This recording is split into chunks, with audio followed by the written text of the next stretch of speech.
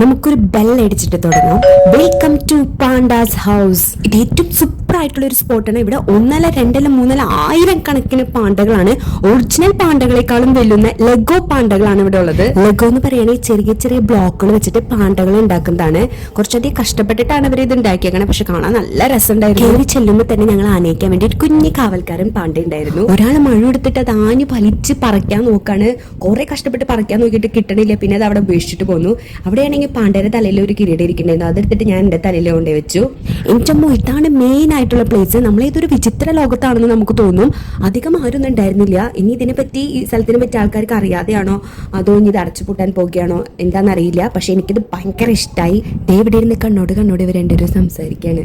ഇനി നമുക്ക് പാട്ട് വെച്ചിട്ട് ഇതിൽ കൂടെ ഓടി വരുന്ന പോലെ സെറ്റ് ചെയ്താലോ?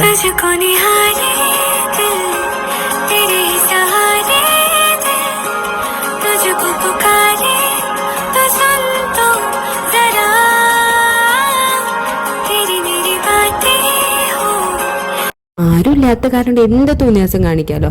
അത് കാരണം ഞങ്ങൾ കുറച്ച് നേരം വട്ടത്തികളുടെ പല വട്ടം കറങ്ങി അവിടെ നിന്നു. ഇതാണ് ആ പാണ്ട വേൾഡിന്റെ എൻഡ് പോർഷൻ. ഈ ബോളുകളുടെ ഉള്ളിൽ ലൈറ്റ് ഇട്ടിട്ടുണ്ടായിരുന്നു. കാണാൻ നല്ല രസമുണ്ടായിരുന്നു. അപ്പോൾ ഇത്രയുള്ള ഇന്നത്തെ video. Okay, bye, see U.